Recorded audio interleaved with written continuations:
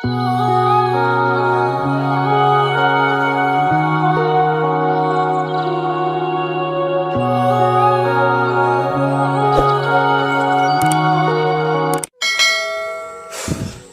friends, welcome back to my channel.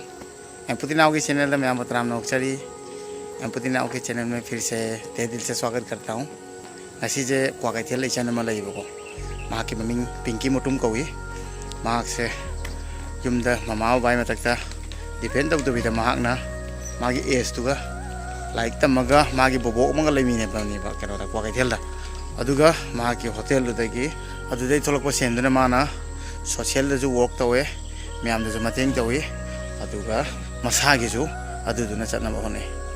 आज मैं एक बहन से मिलने जा रहा हूँ, सिस्टर से, जिसका नाम है पिंकी मुटुम।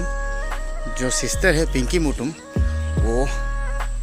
अपनी मम्मी पापा के पैसे पे ज़्यादा डिपेंड नहीं करता है। ये नहीं कि प्यार नहीं करता,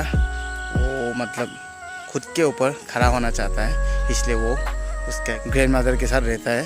और एक होटल देता है। तो उस होटल से जो इनकम होता है उससे वो सोशल में हेल्प करता है और वो खुद एक नेटवर्किंग बिजनेस पे इंक्लूड है। उससे भी जो मतलब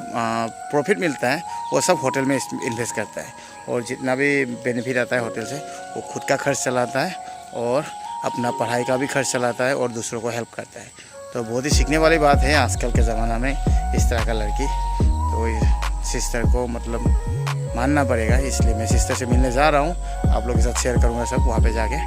तो इचन नुपीजे यम थिना थागनिगानी मानो हुजिकी मतमदा मसागी सेंथोक लंबी पुथोकपा अदुगा लाइक तम महेगी मसागी पैसादु मसाना पुथोक मसाना हुनबा अदुगा लोइना मैम दसु मतेंग तौबा यम थिना तमनिगानी माना ददा उननिंगे अदुना आइसु उननिंगे माइ वारि ताबदि यम नुसी अदुना क्वाकैथेल चतै तौई अदु ददा अम फमा जखि अदुना आइ चटकदौ मतम गुसिलक्त्रबनि मा नौसागो स्कूटी दा सोना नौसा ले नौसा तंग हाइ तौबिरो। भैया का कार नहीं है तो इसलिए स्कूटी में भी जाना पड़ेगा, क्योंकि मेरे जाने का समय ज़्यादा दिन नहीं है। तो इसलिए जितना हो सकूँ मैं ब्लॉग बनाना पड़ेगा मुझे। हाँ चलो चलो अदुना चटपा हो गए इचन थेंगनगे मैम सकता लगे अदुगा मैम आयोगा मखा ताबुलागे को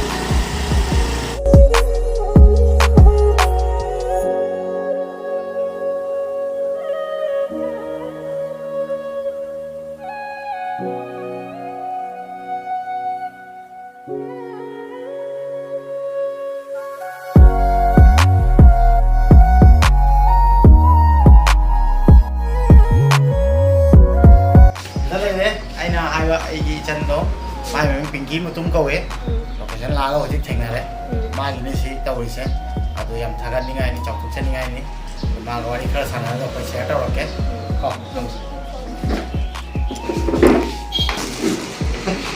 यरबो गिफ्ट हानो पिसिले आई तलब लाय लौगन लाय सिसे आई ना तो आई कंपनी का गिफ्ट बटा बोलो कई कंपनी में साको सी कंपनी से तो ये आई ना आज ऐसे हो हम काला वाला बंगलो सीधे टाइम पे निकल ना अभी अभी सी मेटेरियल से चलाया है हमको इन्वेस्ट होना ना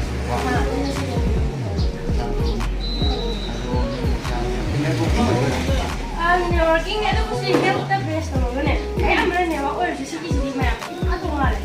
आई just not only income ना ते सिर्फ हेल्पफुल को यम कोई ना लाइक तम फंग दो ना हम फंग भाई तार वो सीधा ये ट्रेनिंग एक आदमी का ऑन लाइन तो ये अब ये ना जो यम वुमेन से वुमेन तो वो पाम जब ना सी से तो वो ना तो कुछ हम तो है वो सी वो जो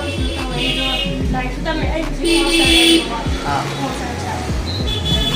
लाइक तम ना तुम feel like always finish the day so I eating I imagineคนเอาคุณจะละจะได้ละคนคนเลยต้องจะเรียนมาแก้ฟังปะที่ยำเสียชีอานาบะยำกันน้ำภาษาน้ำตัวโอ้ยดูคุณว่าดูคุณว่าสตาร์แล้วคุณจะได้กันนะช่วยจะแบบมีกันเลยปะคนต้องมาแก้ฟังคุณจะก็ใช่ดูไปกินอาหารกันสิแต่แค่จะเรียนไม่ฟังปะดูว่าเมนูชากับบนด้วยนั่นแหละคนฟังดูนะคนที่เด็กกันได้ 근데 좀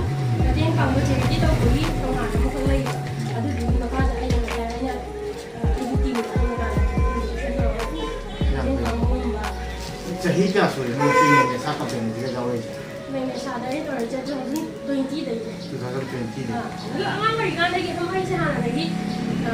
शायद कोई ना यार इंडिपेंडेंस मूवमेंट कोई नहीं होगा अरे वो हम ये भी पता नहीं होगा फॉर लाइफ ना सीधे हम जाना नहीं होगा ना कोई सी का बना ना सी तो उधर ना माउंट नहीं दूँगा भाई अभी अभी क्या सोच रहे हैं आई चली को माफ सही 21 हुई थी नहीं ये जो सिस्टर है आगे जो बैठा है सिर्फ इसका एज 21 ईयर्स और इस जो मैग्नेसा कंपनी है इसमें खुद ज्वाइन होके इससे जो अर्निंग होता है यहाँ पे होटल में इन्वेस्ट करता है और खुद के पैसे से मतलब उसका एक टीम है और सब टीम मिलकर सोशल सर्विस मतलब सोशल हेल्प करता है और कोई अगर ज़्यादा बीमार हो और उसका फाइनेंशियली थोड़ा वीक है तो सिस्टर का टीम जाके हेल्प करता है और सही कुल माथोइदे Suri बैचनजीना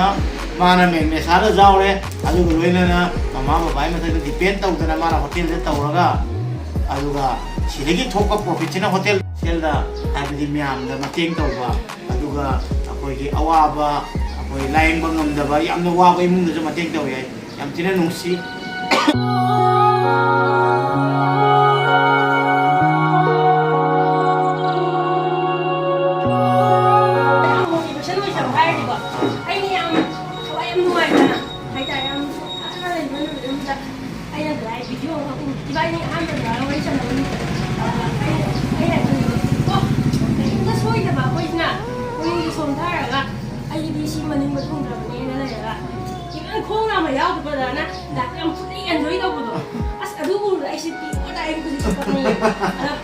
Aku isu kalau beli suka dulu, soalnya terbawa banyak, sekian suka ada lagi. Soalnya bersih sana, tu cuma tinggal aja, nggak ada yang tinggal mana tu. Lagi video berapa ni suku, kau jauh ikan dah suku, jauh berapa dah suku. Aduh, kita mana itu belum, kita yang ayam motivasi mau jual, inspirasi mau jual. Aduh, ni lagi, susu lagi deh, wakal je. Lagi, ada yang lagi je. Ada yang sudah hai, dan mungkin awak pun ada yang mulai terkira, ni bapa kaji ada orang satu tahun ni. Dari video pun tak tersedot dah gitu. Ada jadi, aku isi company designer, company yang kan promote berwarna terang. Yang nasional kan nama nasional, tapi pun nama nasional je. Dan jum tak jum sama lah saja. Jadi tu lagi itu tak dia. Even tu aja tim dia. Aduh, cakap nama nasional, so jum dari mobile. Ada lagi tu lagi tentang siapa? Ini sama saya tahu ekstra bisnes tahu saya lagi. Sikit jadi kompetisi semua terlalu banyak. Mungkin orang lain ini lagi tahu macam si, ini orang lain si bisnes macam mana. Jadi yang working ni nak, aku nak ada sih. Yang nusi lah, orang saya ikut mathoida suri ni canje. माना site और मजे हम लोग सी मानजू आई वाले motivate हुए आई लोग माउंटे motivate हुए अदुना आई बदी मोटिवेट इच अदर आई बता रहे अदु माना आई वाले की बोर द लोगों से माइट मजे हम लोग सी आई लोग मंदिर आप लोगों ने देखा कि सिर्फ 21 एज का है मेरे जो पेज में इसका नाम है पिंकी बुको तो मुझसे आशीर्वाद भी लिया है और सोशल मीडिया पे जब मेरा पोस्ट देखा तो का मतलब मन बहुत उदास था उस दिन और मेरा वीडियो जब देखा तो मतलब उसको मोटिवेट मिला और इंस्पायर होके मुझसे मिलने चाहा तो आज मुझे बहुत अच्छा लग रहा है वही बता रहा है तो मुझे भी बहुत अच्छा लग रहा है कि 21 एज में उसका सोच कहाँ तक पहुँच गया अब इसी दिन क्या सही सर नंबर क्या होगा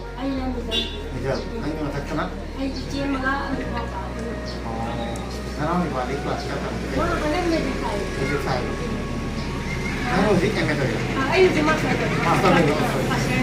मास्टर अभी होटल भी खोल रहा है, बिजनेस भी कर रहा है और मास्टर भी कर रहा है और सोशल में भी हेल्प कर रहा है. Yang nusi mana ada macam bang ya, saya pun masuk itu. Yang nusi. Makan kemana lagi nanti di sini? Karena saya lagi. Yang betul lagi, sekolah society je, memang dengan society orang je. Ini yang asli kau saya jangan ꯐꯥꯖꯜꯂꯒ ꯗꯤꯄ꯭ꯔꯦꯁꯟꯕꯨ ꯂꯥꯛꯑꯦ women empowerment ꯇꯧꯕ ꯄꯥꯝꯕꯒꯤ ꯇꯁꯦꯡꯕ ꯃꯔꯝꯁꯦ ꯑꯩꯈꯣꯏꯒꯤ ꯁꯣꯁꯥꯏꯇꯤꯁꯦ ꯌꯥꯎꯗꯕꯅꯤꯅ society ꯑꯣꯏꯔꯕꯅꯦꯕ ꯑꯩ ꯑꯗꯨꯝ ꯂꯝꯕꯤꯗ ꯑꯗꯨꯝ ꯃꯤ ꯈꯠꯅ ꯆꯩꯅꯕ ꯎꯔꯦꯀꯣ ꯑꯗꯒꯤ ꯂꯩꯀꯥꯏꯗ ꯂꯣꯕꯤꯒꯤꯗ ꯑꯗꯨꯝ ꯑꯁ ꯅꯨꯄꯤꯁꯤꯡꯁꯦ ꯀꯩꯗꯧꯒꯦ ꯍꯥꯏ ꯀꯥꯟꯗꯅꯦ ꯂꯥꯏꯔꯤꯛ ꯐꯅ ꯍꯩꯔꯦ ꯍꯥꯏꯔꯁꯨ ꯑꯩ ꯊꯕꯛ ꯑꯃ ꯐꯪꯉꯦ ꯍꯥꯏꯔꯗꯤ ꯌꯨꯝ ꯄꯥꯟꯕ ꯌꯥꯔꯣꯏ ꯄꯥꯟꯅꯅꯦꯕ ꯅꯨꯄꯥꯅ ꯄꯨꯁꯜꯂꯛꯄꯁꯦ ꯉꯥꯏ ꯌꯥꯝ ꯆꯥꯗꯣꯏꯅꯦꯕ ꯑꯗꯨꯅꯗꯤ ꯅꯨꯄꯥꯗꯅ ꯑꯗꯨꯝ ꯇꯣꯔꯆꯔ ꯇꯧꯕꯤꯌꯦ ꯑꯗꯣ ꯅꯨꯄꯤ ꯑꯃ ꯑꯣꯏꯅ ꯑꯩꯅ ꯅꯨꯄꯥ ꯑꯃꯗ ꯐꯨꯕ ꯉꯝꯃꯀꯥꯟꯗ ꯃꯥꯒ ꯑꯩꯒꯁꯦ ꯏꯀ꯭ꯋꯦꯜ ꯔꯥꯏꯠ ꯑꯣꯏ ꯍꯥꯏꯕꯗꯨ ꯅꯠꯇꯦꯕ ꯑꯩ ꯏꯁꯥꯁꯦ ꯐꯥꯏꯅꯥꯟꯁꯤꯌꯦꯜ ꯐ꯭ꯔꯤꯗꯝ ꯑꯣꯏꯔ ꯑꯩꯅ ꯀꯣꯔ ꯋꯤꯛ ꯑꯝꯗ ꯊꯥ ꯑꯃꯗ ꯄꯨꯁꯜꯂꯛ ꯇꯥꯔꯗꯤ ꯅꯣꯡꯃꯇꯁꯨ ꯑꯩꯒꯤ ꯍꯁꯕꯦꯟ ꯑꯣꯏꯒꯦꯗꯅ ꯉꯁꯤꯗꯤ ꯑꯩ ꯅꯨꯄꯥꯁꯦ ꯁꯦꯟꯗꯦꯜꯗꯤ ꯅꯠꯇꯦ ꯍꯥꯏꯗꯣꯏꯅꯦꯕ ꯅꯠꯇ꯭ꯔꯥ ꯑꯗꯨꯅ ꯅꯨꯄꯤ ꯅꯨꯄꯥꯒꯁꯦ ꯔꯥꯏꯠ ꯃꯥꯟꯅꯍꯟꯒꯦ ꯍꯥꯏ ꯇꯥꯔꯗꯤ ꯏꯁꯥꯁꯦ ꯍꯥꯟꯅ ꯐꯥꯏꯅꯥꯟꯁꯤꯌꯦल ꯐ꯭रीꯗꯝ ꯑꯣꯏꯕ ꯄꯔꯐꯦꯛ ꯑꯣꯏꯕ ꯋꯨꯃꯦꯟ ꯑꯃ ꯍꯥꯏꯗꯤ ꯑꯩꯅ ꯑꯩꯁꯦ ꯌꯥꯝ ꯂꯨꯅ ꯇꯧꯍꯟꯕ ꯇꯥꯔꯗꯤ ꯑꯩꯅ ꯃꯥꯅ ꯍꯥꯟꯅ ꯂꯨꯅ ꯇꯧꯕ ꯇꯥꯕꯅꯦꯕ ꯑꯣꯜꯋꯦꯁ ꯅꯨꯄꯥꯗ ꯗꯤꯄꯦꯟ ꯇꯧꯔꯒ ꯂꯩꯕ ꯁꯣꯁꯥꯏꯇꯤ ꯑꯃ ꯑꯣꯏꯔꯝꯕꯒꯤ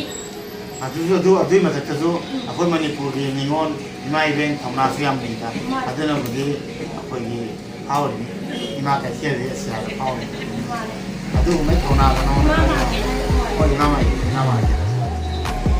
ꯑꯃꯨꯛ ꯅꯨꯡꯉꯥꯏꯔꯦ ꯀꯝꯄꯅꯤ ꯇꯧꯔꯛꯄꯗꯣ ꯑꯗꯩꯗꯤ ꯀꯝꯄꯅꯤ ꯇꯧꯅ ꯇꯧꯅ ꯏꯟꯀꯝ ꯂꯥꯛꯄꯁꯦ ꯑꯩꯒꯤ ꯃꯣꯕꯥꯏꯜꯗ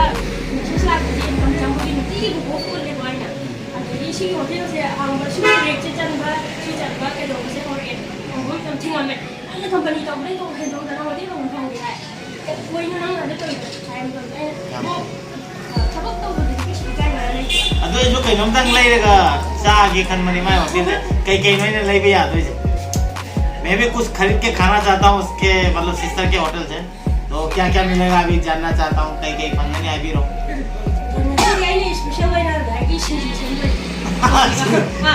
तब सिंधु से जब जगन दी हो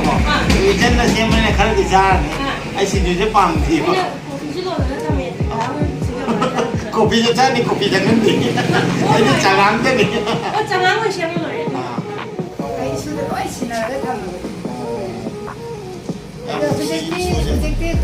나도 이슈지야 무시 자기 군마 토에 파는 거 말은 또 우리 그만 호텔 또 우리 하나 보고 그랬다 그러면 호텔 호텔에 이제 하는 거는 그래봐. 그거는 또 이런 거 내가 이제 부탁해 보고 부탁을 이제 비면 이제 이제 서로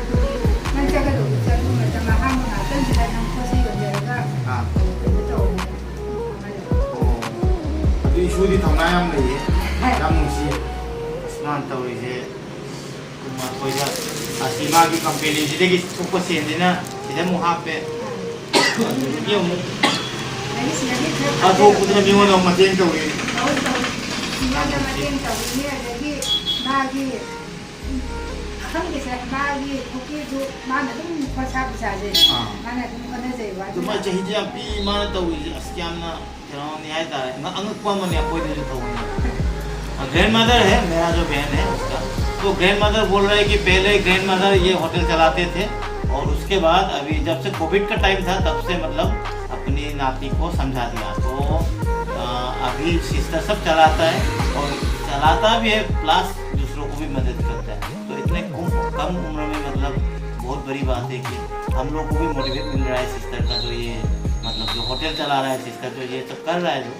तो सभी को मोटिवेट मिल रहा है अदुने मैं मई तसिंग नंगे बुबुंगना हाइबदे देखंगे अखोगी इचन जामुसी अदो इचन जदि एगोने की बोल लौरे अइ जो बुबुंगते की बोल लौगे मैं भी आशीर्वाद